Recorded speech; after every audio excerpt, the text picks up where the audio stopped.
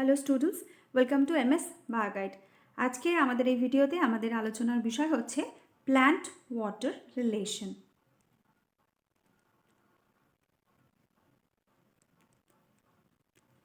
এই plant water relation এই টপিকটা আমরা কোথা থেকে পড়ছি?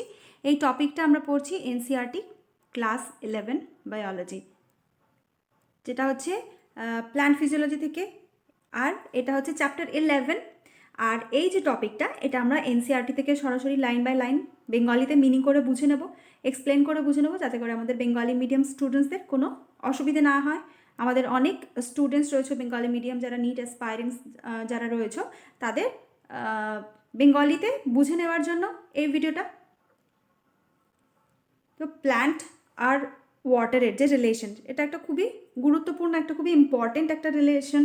কারণ এই রিলেশনের ওপরেই, প্ল্যান্ট ওয়াটারের রিলেশনের ওপরে ডিপেন্ড করছে কিন্তু সমগ্র জীব জগতের অস্তিত্ব। কেননা প্ল্যান্ট কী করছে, উদ্ভিদেরা কী করছে, মূল দ্বারা শোষিত জল কী করছে এবং জলে দ্রবীভূত যে সমস্ত খনিজ লবণ, এছাড়া কার্বন ডাইঅক্সাইড এবং জল ইত্যাদির সাহায্যে সূর্যালোকের উপস্থিতিতে কী করছে, ফটোসিনথেসিস করছে। আর ফটোসিনথেসিসের যে বাই প্রোডাক্ট, যেটা ফটোসিনথেসিস যে বাই প্রোডাক্ট তৈরি হচ্ছে, যেটা হচ্ছে অক্সিজেন, সেই অক্সিজেনটা হচ্ছে কি জীবজগতের, সমগ্র জীবজগতের বেঁচে থাকার জন্য খুবই গুরুত্বপূর্ণ একটা গ্যাস, যেটা সেটা হচ্ছে যার সাহায্যে আমরা কি রেসপিরেশন চালাই। তো এটা কি হচ্ছে, প্ল্যান্ট ওয়াটার রিলেশনের একটা বাই প্রোডাক্ট আমরা বলতে পারি।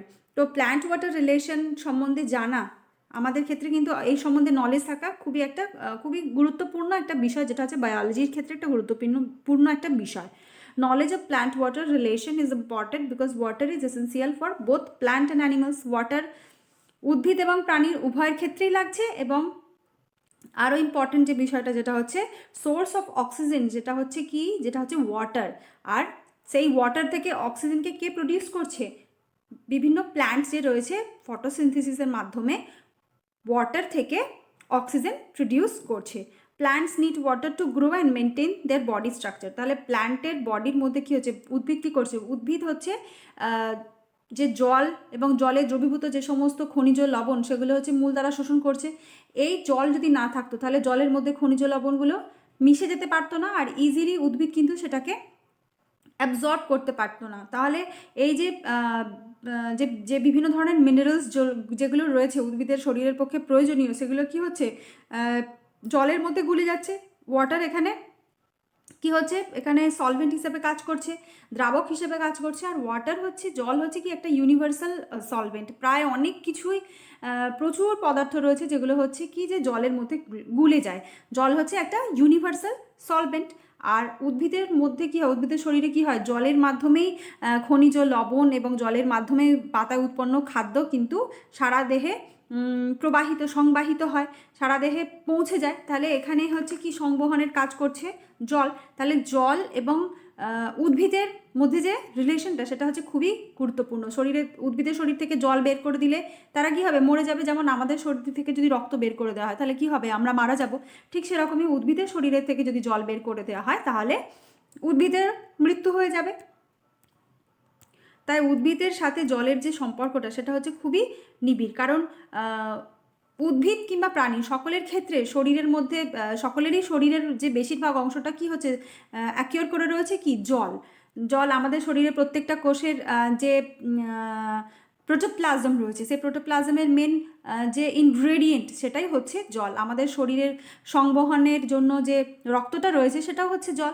উদ্ভিদের ক্ষেত্রেও তাই, সংবহনের জন্য জল ভীষণভাবে সাহায্য করছে। আর কি হচ্ছে, জলের সাহায্যে কি হচ্ছে, উদ্ভিদ কী করছে, জল কী করছে, গ্রাউন্ড ওয়াটার থেকে জলটাকে কালেক্ট করছে। They absorb ground water, that is ground water, যেটা হচ্ছে কি, ওয়াটার যেটা হচ্ছে বৃষ্টিপাতের ফলে যে জল মাটির তলায় জমা হয়, সেটাকেই অ্যাবজর্ব করে। They absorb ground water, that is water collected below ground level due to percolation of rain water through their root system. মূলের সাহায্যে জল শোষণ করে নিচ্ছে এবং জলে দ্রবীভূত বিভিন্ন ধরনের খনিজ লবণ শোষণ করে নিচ্ছে। It serve as a medium for dissolution of substances. এটা হচ্ছে একটা ইউনিভার্সাল সলভেন্ট। বিভিন্ন ধরনের মিনারেলস, মাটির মধ্যে যে সমস্ত মিনারেলসগুলো রয়েছে, সেই জলের মধ্যে গুলে যাচ্ছে, আর সেই মিশ্রিত অবস্থায়, সেই গুলে যাওয়া অবস্থায় উদ্ভিদ কী করছে, মূলের সাহায্যে জল এবং জলের মধ্যে দ্রবীভূত যে সমস্ত মিনারেলসগুলো রয়েছে সেগুলোকে শোষণ করে নিচ্ছে। এর ফলে কী হচ্ছে, যে ওয়াটার কী হচ্ছে, খুবই ইম্পর্টেন্ট রোল প্লে করছে উদ্ভিদের জীবন ধারণের ক্ষেত্রে, খুবই ইম্পর্টেন্ট রোল প্লে করছে। এবং এই যে রিলেশনটা, ওয়াটার আর প্ল্যান্টের যে রিলেশনটা, এই রিলেশনের ওপরে কিন্তু সমগ্র জীবজগতের অস্তিত্ব কিন্তু নির্ভর করছে।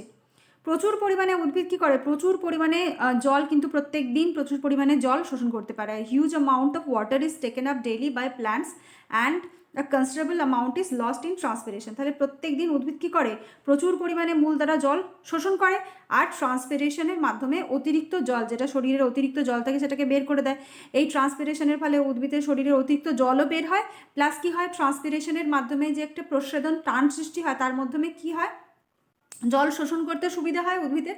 আর জলের সাথে শরীরের অতিরিক্ত যে হিট, সেটাও কিন্তু উদ্ভিদ এই ট্রান্সপিরেশনের মাধ্যমে বের করে দেয়। তো ট্রান্সপিরেশন এবং জলের যে শোষণ সব কিছুই হচ্ছে কি একটা কীভাবে তৈরি হচ্ছে, প্ল্যান্ট ওয়াটার রিলেশনের মধ্যে একটা নিবিড় সম্পর্ক থাকার জন্যই কিন্তু এই ব্যাপারগুলো সংগঠিত হতে পারছে। যেমন ফটোসিনথেসিস, ট্রান্সপিরেশন, এই সমস্ত বিষয়গুলো সবই কিন্তু প্ল্যান্ট ওয়াটার রিলেশনের ওপর ডিপেন্ড করছে।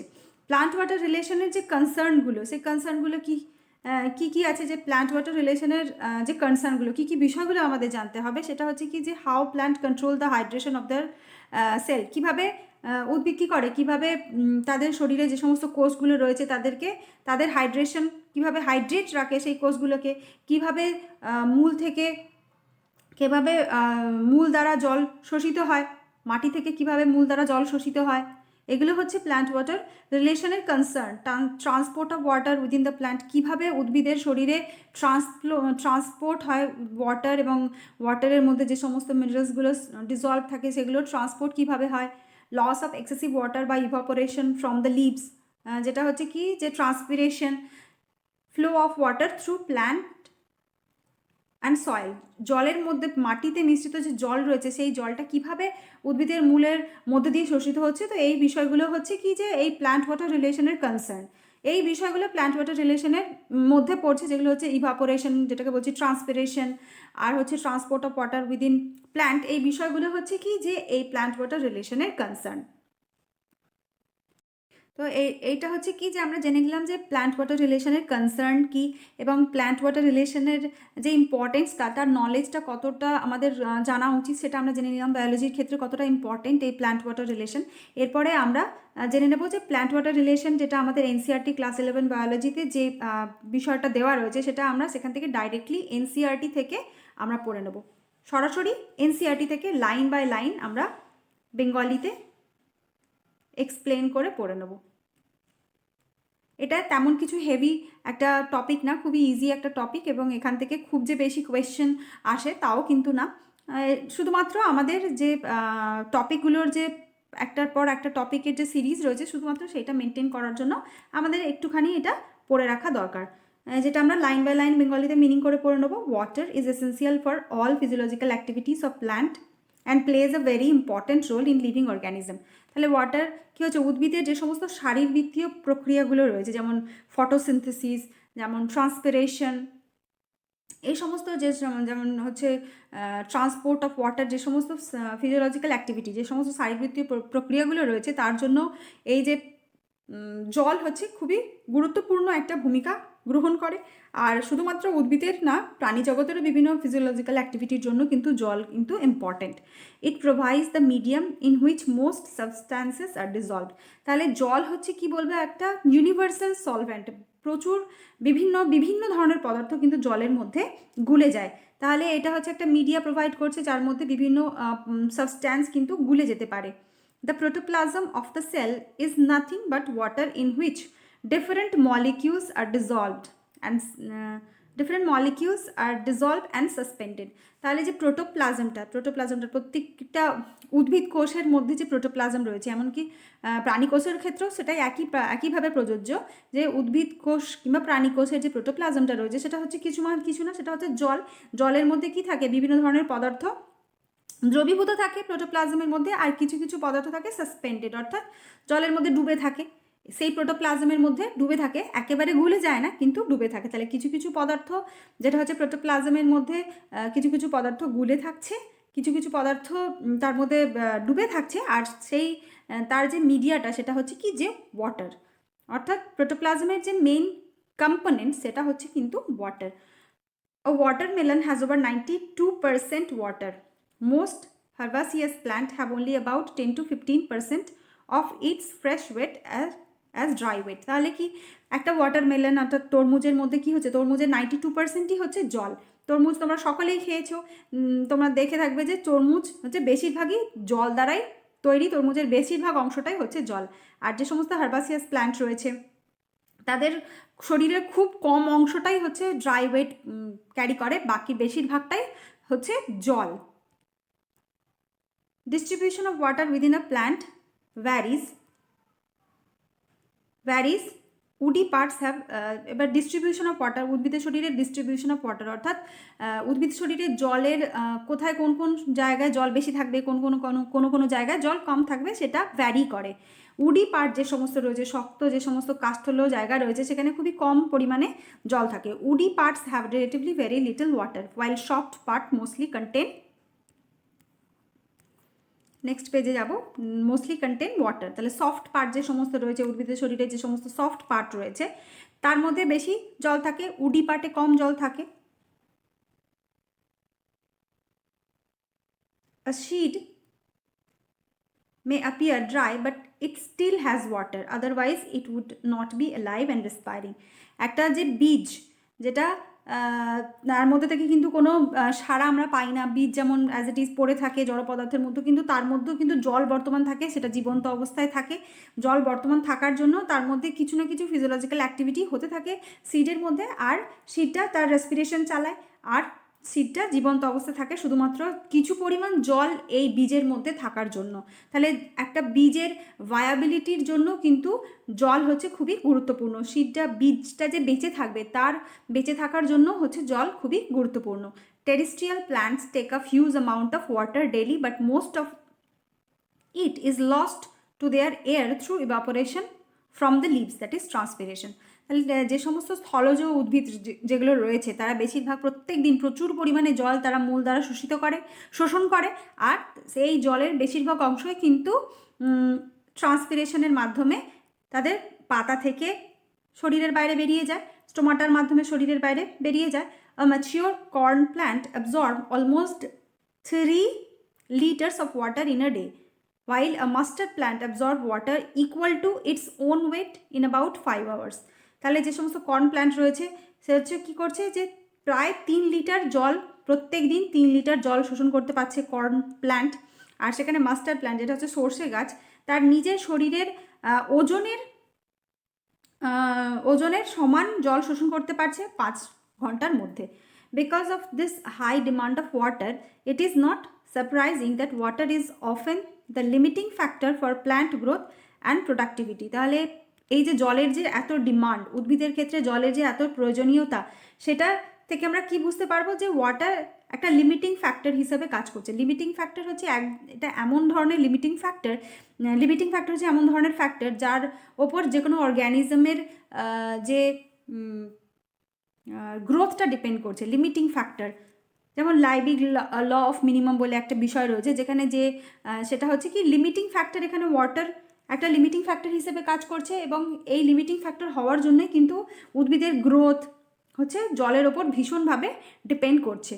গ্রোথ, প্রোডাক্টিভিটি এই উভয় বিষয় জলের ওপর ভীষণভাবে ডিপেন্ড করছে, কারণ ওয়াটার এখানে লিমিটিং ফ্যাক্টর হিসেবে কাজ করছে। কারণ জল যদি না থাকে তাহলে উদ্ভিদের গ্রোথ হবে না, প্রোডাকশন হবে না। জল যদি না থাকে উদ্ভিদের মৃত্যু হয়ে যাবে। তাই জন্য এগ্রিকালচার এবং ন্যাচারাল এনভায়রনমেন্টের ক্ষেত্রে উভয় ক্ষেত্রেই, এগ্রিকালচারের ক্ষেত্রেও তাই, চাষবাসের ক্ষেত্রেও তাই, এবং ন্যাচারাল এনভায়রনমেন্টের ক্ষেত্রেও উদ্ভিদের প্রোডাক্টিভিটি এবং গ্রোথ উভয় কিসের উপর ডিপেন্ড করছে, একটা লিমিটিং ফ্যাক্টরের উপর ডিপেন্ড করছে, যেটা হচ্ছে ওয়াটার। তাহলে ওয়াটার হচ্ছে একটা লিমিটিং ফ্যাক্টর। এই ওয়াটারের নিজস্ব একটা কি রয়েছে, নিজস্ব একটা পাওয়ার রয়েছে, যেটা হচ্ছে কি যে মুভমেন্টের একটা পাওয়ার রয়েছে, জলের মুভমেন্টের একটা পাওয়ার রয়েছে। উদ্ভিদের ক্ষেত্রে কি হয়, উদ্ভিদের ক্ষেত্রে জলের একটা সংবহন দেখা যায়, যেটা হচ্ছে ফ্লোয়েম এবং জাইলেমের মাধ্যমে উদ্ভিদের যে সংবহন হয়, তার যে মেইন যে মিডিয়াটা সেটা হচ্ছে কি ওয়াটারের একটা নির্দিষ্ট একটা মুভ করার একটা পাওয়ার থাকে। মুভ করার একটা পাওয়ার থাকে, সেই যে পাওয়ারটা, মুভ করার যে পাওয়ারটা, সেটাকে বলা হচ্ছে ওয়াটার পোটেনশিয়াল। এই ওয়াটার পোটেনশিয়ালটা হচ্ছে এই যে টপিকটা আমরা পড়লাম প্ল্যান্ট ওয়াটার রিলেশন, এটা হচ্ছে এর পরের টপিক, যেটা হচ্ছে ওয়াটার পোটেনশিয়াল সম্বন্ধে। তো ওয়াটার পোটেনশিয়াল একটা খুবই ইম্পর্টেন্ট, একটা গুরুত্বপূর্ণ একটা বিষয়, যেটা হচ্ছে ট্রান্সপোর্ট ইন প্ল্যান্ট এই চ্যাপ্টারে, যেটা আমরা নেক্সট ভিডিওতে এটা আমরা পড়বো, যেটা হচ্ছে ওয়াটার পোটেনশিয়াল সম্বন্ধে আমরা পড়বো। তো অবশ্যই তোমরা সেই ভিডিওটা দেখবে, খুবই ইম্পর্টেন্ট একটা চ্যাপ্টার। তো আজকের মতো এই পর্যন্ত। আজকে আমরা যেটা পড়লাম সেটা হচ্ছে প্ল্যান্ট ওয়াটার রিলেশন। আর আগের যে সমস্ত ভিডিওতে অবশ্যই পড়া হয়ে গেছে, যেগুলো হচ্ছে diffusion, facility diffusion, active passive transport, এটা এই চ্যাপ্টার থেকে পড়া হয়ে গেছে। অবশ্যই তোমরা সেই ভিডিওগুলো দেখে নেবে। এই ভিডিও ডেসক্রিপশনে সমস্ত ভিডিওগুলোর লিঙ্ক দেওয়া থাকবে, যেগুলো অলরেডি আমাদের প্ল্যান্টের ট্রান্সপোর্টের ট্রান্সপোর্টিং প্ল্যান্ট এই চ্যাপ্টার থেকে পড়া হয়ে গেছে। সেই সমস্ত ভিডিওর লিঙ্ক এই ডেসক্রিপশনে দেওয়া থাকবে, এই ভিডিও ডেসক্রিপশনে দেওয়া থাকবে। তো অবশ্যই তোমরা দেখে নেবে, তাহলে বিষয়টা তোমাদের বুঝতে সহজ হবে। আর এর পরের যে বিষয়টা সেটা হচ্ছে কি, যে ওয়াটার পোটেনশিয়াল সম্বন্ধে আমরা পড়বো। তো আজকের মতো এই পর্যন্ত। দেখা হচ্ছে নেক্সট ভিডিওতে। যদি আমার চ্যানেলে তোমরা নতুন থাকো তাহলে অবশ্যই আমার চ্যানেলকে সাবস্ক্রাইব করবে, আর পাশে থাকা বেল আইকনটা প্রেস করে নোটিফিকেশন অল করবে, যাতে করে আমার ভিডিও নোটিফিকেশন তোমাদের কাছে সহজেই পৌঁছে যায়। আর যদি ভিডিও ভালো লাগে তাহলে অবশ্যই একটা লাইক করবে। Thank you.